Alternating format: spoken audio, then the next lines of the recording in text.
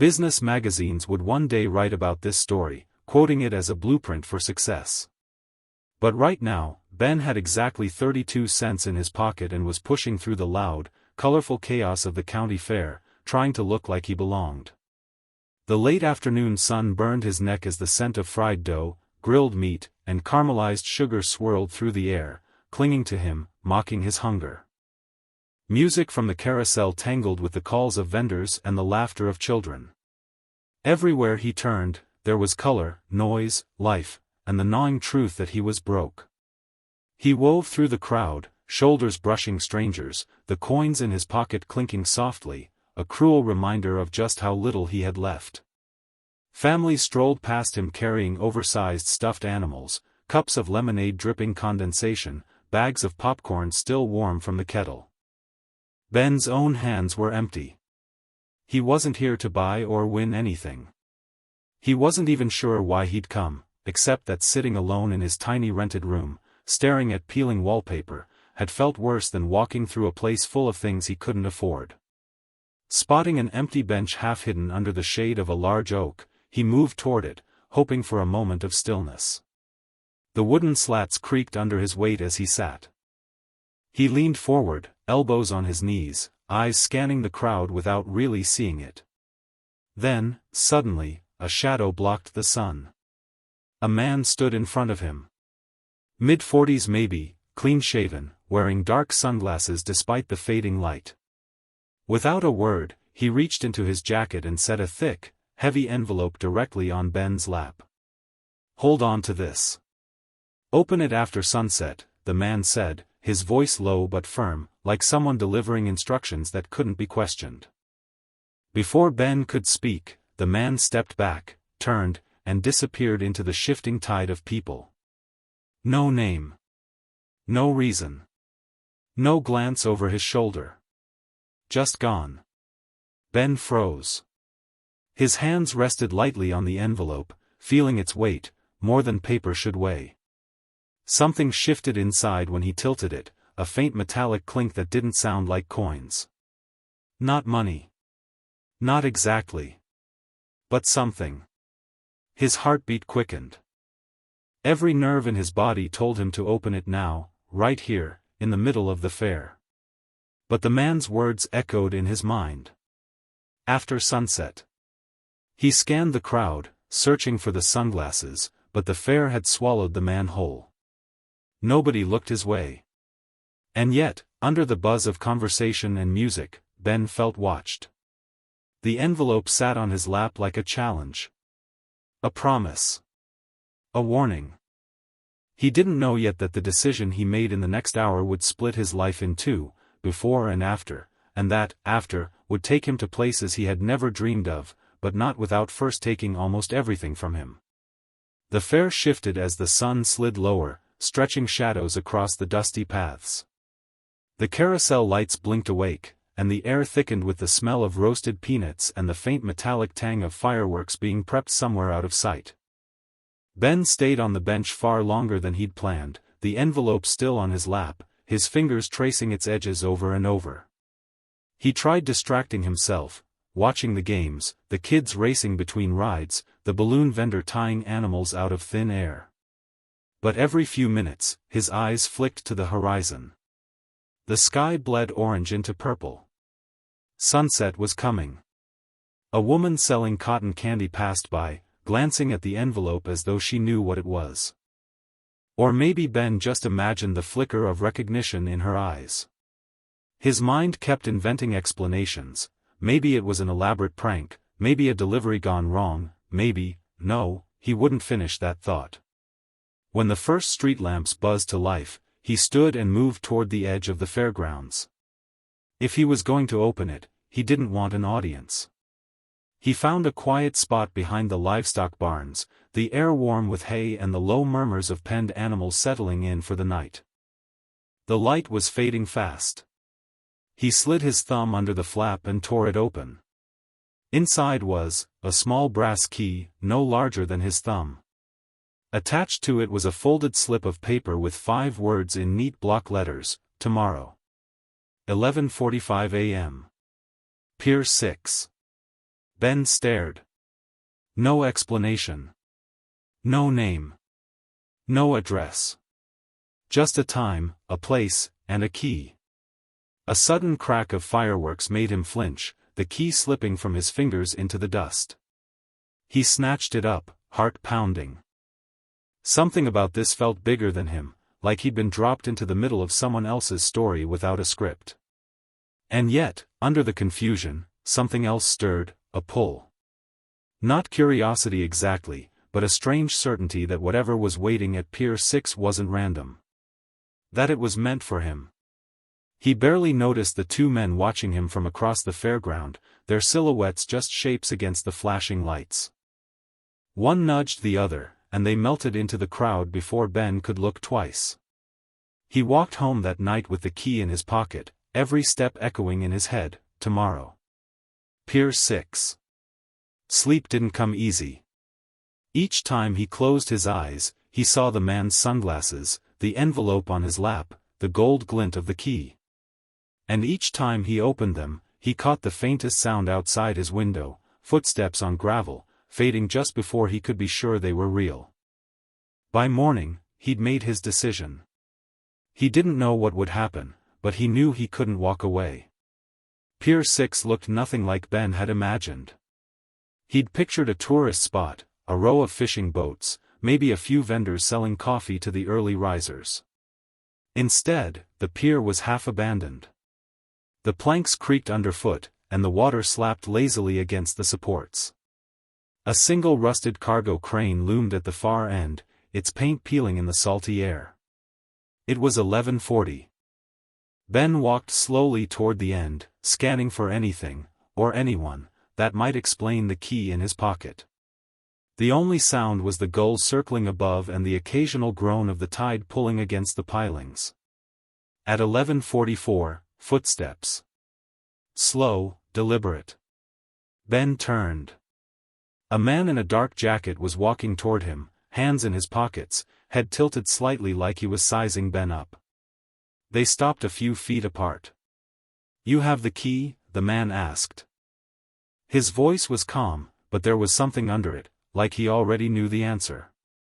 Ben hesitated, his hand tightening around the brass in his pocket. "I do," he said. The man nodded toward a small weathered shack at the very end of the pier. "It's yours now. But you don't have much time." Without another word, he turned and walked back the way he came, disappearing into the sunlight like he'd never been there. Ben stood frozen. The shack door had a padlock. He glanced around, empty pier, no witnesses, and slid the key into the lock. It turned with a metallic click. Inside was nothing. Just dust, a few crates stacked in the corner, and an old wooden table with a single envelope sitting in the center. This time, the envelope wasn't sealed. Inside was a folded map. Hand-drawn. The lines were rough, almost frantic, but it clearly showed the town, the fairgrounds, and, circled in red, an empty plot of land just outside the old industrial district. No instructions. No explanation. From the doorway, he caught movement at the edge of his vision. Two figures, half hidden behind the crane, ducking out of sight. The same two men from the fair. Ben's pulse quickened. He stepped outside, but they were gone. Something in him wanted to throw the map into the water, walk away, and pretend none of this had happened. But another part, quieter, deeper, felt like this was the moment everything in his life had been leading toward. He folded the map carefully, slipped it into his jacket, and locked the shack behind him. The key felt heavier now, as if it carried more than just metal weight. When he reached the street, a gust of wind caught the edge of the map in his pocket. He pulled it out, glancing at the red circle again. In small, barely legible handwriting, just below it, were 3 words he hadn't noticed before: "Start here. Now." The plot was on the far edge of town, where cracked asphalt gave way to dirt roads and the air smelled faintly of machine oil. Ben's shoes kicked up dust as he followed the path marked on the map. The industrial district had been dead for years, abandoned warehouses, rusting fences, weeds growing through the cracks like they owned the place. From a distance, the lot didn't look like much. An uneven rectangle of dirt, bordered by chain-link fence. A bent sign hung from one post, its faded letters barely visible, property of Northline Freight. But the gate was open. Ben hesitated at the threshold. The map's red circle pointed right to the center of the lot, but there was nothing there. No building, no equipment, just tire tracks looping across the dirt in wide, deliberate arcs. He stepped inside. The gravel crunched under his feet, every sound amplified by the emptiness. He walked toward the middle, scanning the ground. That's when he noticed it, something metallic half buried in the dirt. It was a handle. Kneeling down, Ben brushed away the loose soil. The handle was attached to a square metal hatch, about 3 feet across. He gripped it and pulled. The hinges screamed, reluctant to move after years without use, but the door opened just enough for him to peer inside. Darkness. And the smell, oil, metal, and something faintly sweet, almost like ripe fruit. His phone buzzed in his pocket, making him flinch. Unknown number. He answered cautiously. "You shouldn't be there yet," the voice said. It wasn't the man from the pier. This voice was younger, urgent. "If you want this to work, close the hatch and walk away. Now." Ben's eyes flicked back to the dark opening. "Who is this?" The line went dead. Every rational thought told him to leave, but something in that voice made him even more certain he had to see what was inside. He slid the hatch open wider, enough to fit through. A steel ladder descended into the shadows. The air grew cooler as he climbed down, boots hitting concrete. He flicked on his phone's flashlight. It wasn't a basement, it was a tunnel. Narrow, reinforced with steel beams, stretching forward into the dark. Ben walked slowly, the beam of light cutting through the black. 50 feet in, the tunnel opened into a room. Old machinery lined the walls, conveyors, sorting tables, crates stacked high. And in the center, under a dusty tarp, something the size of a small car. He reached for the tarp, but stopped. Footsteps. From the tunnel behind him. Slow, steady. The hair on the back of his neck rose. Whoever it was, they weren't rushing, but they weren't hesitating either. Ben's mind raced. Run? Hide? Or finally see what he had come all this way to find? He grabbed the tarp's edge and pulled. The tarp slid away in one heavy motion, the dust it released hanging in the stale air. Beneath it was, not what Ben had expected. It wasn't a vehicle, not exactly. The frame was steel, painted in a deep industrial green, with large rubber wheels at the base and a series of conveyor belts leading upward at odd angles. At the top sat a chute, positioned as if to drop something into waiting containers. It looked agricultural, some kind of harvester or sorting machine, but unlike anything he'd seen before. The design was intricate, almost over-engineered, with panels of brushed metal and a tangle of thick cables running to a control box bolted on the side. The footsteps were closer now. Whoever was in the tunnel had entered the room. Ben's pulse spiked. "You really shouldn't be here," a voice said behind him. Deep, deliberate. Ben turned slowly. A tall man in a faded work jacket stood at the entrance. His face was lined but calm, like someone used to being obeyed. He didn't look angry, just watchful. "What is this?" Ben asked, nodding toward the machine. The man didn't answer right away. Instead, he stepped forward, brushing past Ben and resting his hand on the control box.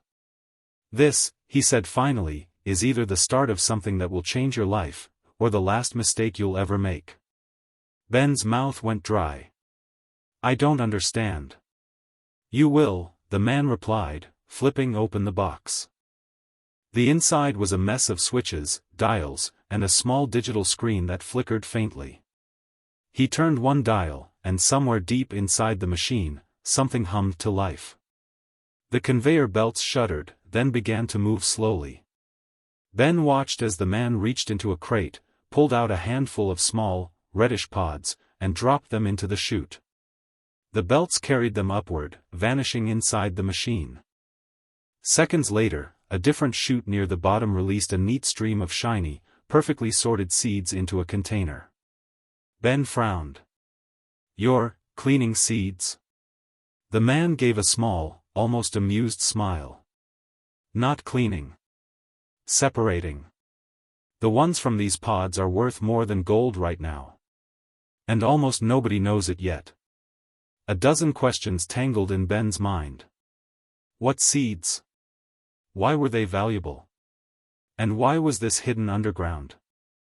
The man shut off the machine, the room falling silent except for the faint drip of water somewhere in the tunnel. "If you walk out of here now," he said, "you'll forget this place in a week. If you stay, you'll never live the same life again." The weight of those words hung between them. Ben looked back at the machine, then at the crates stacked against the wall. His gut told him he'd stumbled onto something rare, maybe dangerous. But before he could speak, another voice echoed from the tunnel, a woman's voice, sharp and urgent. "Don't let him sign anything." The tall man's jaw tightened. Ben's stomach dropped. The woman's voice cut through the dim air like a blade. Moments later, her shadow appeared on the tunnel wall, stretched tall and distorted by the low light. She stepped into the room, breathless, her eyes locking onto Ben first, then narrowing at the tall man. "You didn't tell him yet, did you?" she demanded. The man didn't answer. He only moved a little closer to the machine, as if positioning himself between her and it. Ben took a step back, his gaze flicking between them. "What's going on? Someone want to explain why I'm suddenly in the middle of, whatever this is?" The woman's eyes softened when they met his. "You have no idea what you're standing next to, do you?" He shook his head slowly. She glanced at the crates stacked in the corner. "Those seeds, if that's what he's showing you, don't just change lives. They ruin them. They've gotten people into trouble you can't walk away from." The man gave a humorless chuckle. "Here we go. The scare tactics." "They're not tactics," she shot back. "They're facts. Ask him where he got that machine. Ask him what happened to the last person who tried to run one like it." Ben felt his chest tighten. "Okay," he said, looking at the man, "where did you get it?" The man's eyes stayed fixed on him. "It doesn't matter where it came from. What matters is what it can do for you. For both of you, if you stop playing the hero." The woman shook her head. "What it can do is paint a target on your back. These seeds, there's a reason only a handful of people in the country can process them. And there's a reason most of them don't sleep well at night." Ben rubbed his temples. He could feel the moment slipping away from him, like standing on a bridge that swayed in opposite directions. "I came here because I ran out of options," he admitted. "I'm broke. I'm desperate. And now you're both standing here throwing riddles at me." The man stepped forward, voice low and steady. "Desperation is exactly why this works. You want your life back? You want more than that? This machine will give it to you. In weeks, not years." The woman's reply was sharp, almost pleading. "Or it'll take what's left of your life and burn it to the ground." For a moment, no one moved. Then the man reached into his jacket and pulled out a small folded paper. He held it out toward Ben. "All you have to do is sign. One signature, and you'll have a place in this. A real place." Ben stared at it, his pulse loud in his ears. The woman stepped between them, knocking the paper from the man's hand. It landed near Ben's feet. "Don't," she whispered. Somewhere deeper in the tunnel, a low metallic clang echoed, followed by hurried footsteps. The man's head snapped toward the sound. "We're out of time," he muttered. Ben's throat was dry. Out of time for what? Neither of them answered. The footsteps were fast, heavy, and getting closer. The man moved first. He grabbed the machine's handle, swung it onto a small cart, and started pushing it toward the far end of the tunnel. "Move," he barked at Ben and the woman. "Unless you want to be here when they arrive." "Who?" Ben demanded, but his voice was lost in the echoing thud of approaching boots. The woman stepped to his side, gripping his arm. "We can't let him leave with it." The man threw a look over his shoulder. "You think they'll let you walk away empty-handed? At least if you're with me, you have leverage." "Leverage?"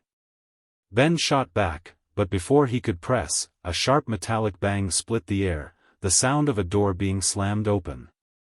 Shadows stretched across the tunnel walls as flashlights cut through the dim light. Voices, low, urgent, were getting closer. The woman pulled Ben into a side passage barely wide enough for two people. Her breath was quick, words sharper than the air. "Don't talk. Just follow."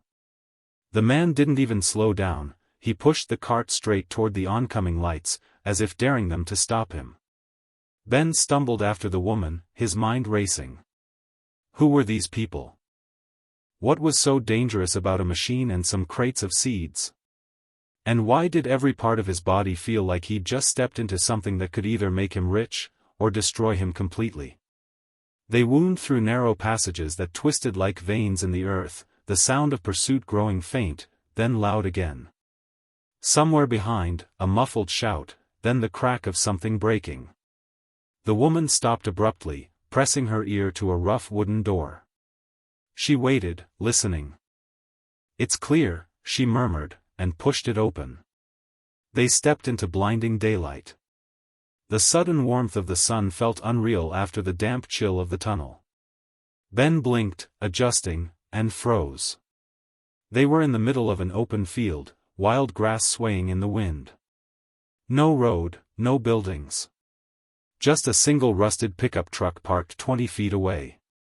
The woman jogged to it, yanked open the driver's side door, and tossed Ben a small canvas bag. It landed with a soft, metallic clink. "What's this?" he asked. "Options," she said flatly. "You'll need them soon." He unzipped the bag. Inside were rolls of bills, thick, bound tight, and a folded map marked with a single red X. Ben looked up.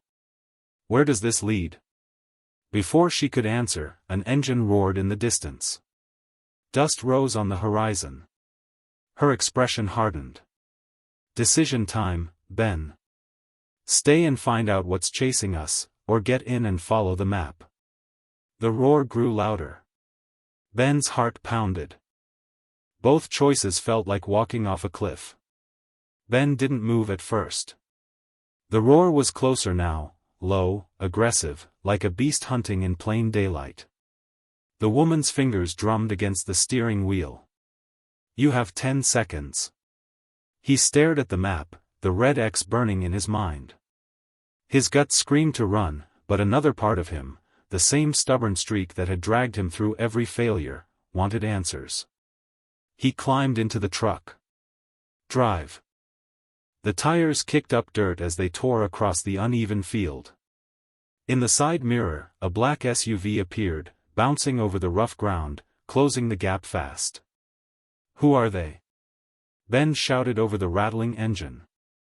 "People who don't like competition," she said, eyes fixed ahead.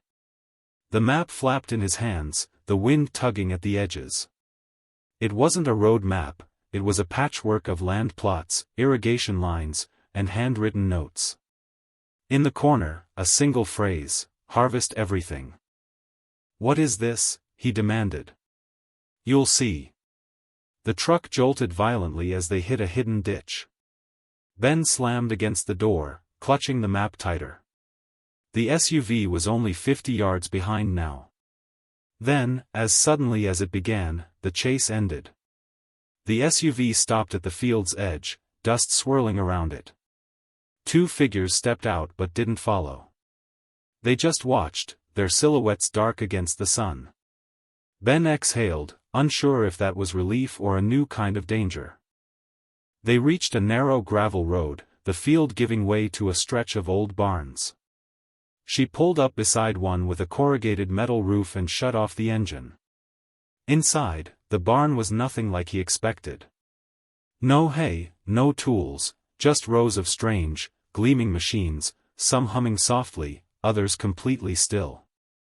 Crates lined the walls, each stamped with the same symbol from the map. "This is where it starts," she said, pulling off her jacket. "The reason you're here isn't luck, Ben.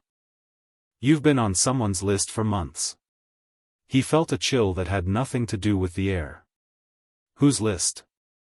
Instead of answering, she opened a crate and lifted out a small, sealed pouch filled with seeds unlike any he'd seen, thicker, darker, and marked with faint golden flecks. "What are those?" he asked. She smiled, but it wasn't reassuring. "The only thing standing between you and everything you've ever wanted, or everything you've ever feared."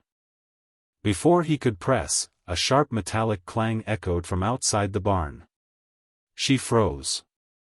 "They found us." The metallic clang came again, louder this time. Dust sifted down from the rafters. Ben's pulse thundered in his ears. "There's no way out?" "There's always a way out," she replied, darting toward a narrow trapdoor at the far end of the barn. "But if you leave now, you'll never know." He hesitated, every instinct screamed at him to run, but something heavier kept his feet rooted. He thought of the years spent losing, the nights wondering if he'd ever matter, the faces of people who had written him off. He followed her. The trapdoor led to a low tunnel lit by single dangling bulbs. The hum of the machines above faded into a strange, muffled silence. After 20 paces, the tunnel opened into a hidden chamber. It was nothing short of breathtaking. Steel racks climbed the walls, stacked with hundreds of pouches identical to the one she'd shown him. In the center, a table covered with charts, contracts, and export licenses, names of cities and countries he'd only seen on maps. "This," she said, "is the future of food. And the people outside want to control it, or destroy it." Ben picked up one of the pouches. The seeds felt warm, almost alive. "Why me?" "Because you still have nothing to lose," she said. "That's the kind of person who will risk everything." The clang turned into pounding. Whoever was outside was no longer knocking, they were breaking in. She pushed a folder into his hands. "Inside is a partnership contract. Take it, and you'll have access to this entire operation. But once you sign, there's no going back. You'll be rich, maybe richer than you've ever dreamed, but you'll also be a target." The pounding grew deafening. Ben stared at the folder. For years, he'd begged for a chance, any chance, to prove himself. And here it was, not wrapped in comfort, but in chaos and danger. He signed. Moments later, the trapdoor burst open. Black-clad figures stormed in, but instead of attacking, they stopped. One of them, tall and broad-shouldered, stepped forward and looked at Ben. "Congratulations," the man said. "Welcome to the board." The woman smirked. "Told you, nobody sees it coming." It wasn't until months later, when the first harvest shipped overseas and the numbers hit the news, $52 million in contracts, that Ben understood. He had walked into that fair broke, desperate, invisible. Now, his name was on every business magazine in the country. And every time someone asked how it started, he only smiled. "Just a conversation on a bench," he would say.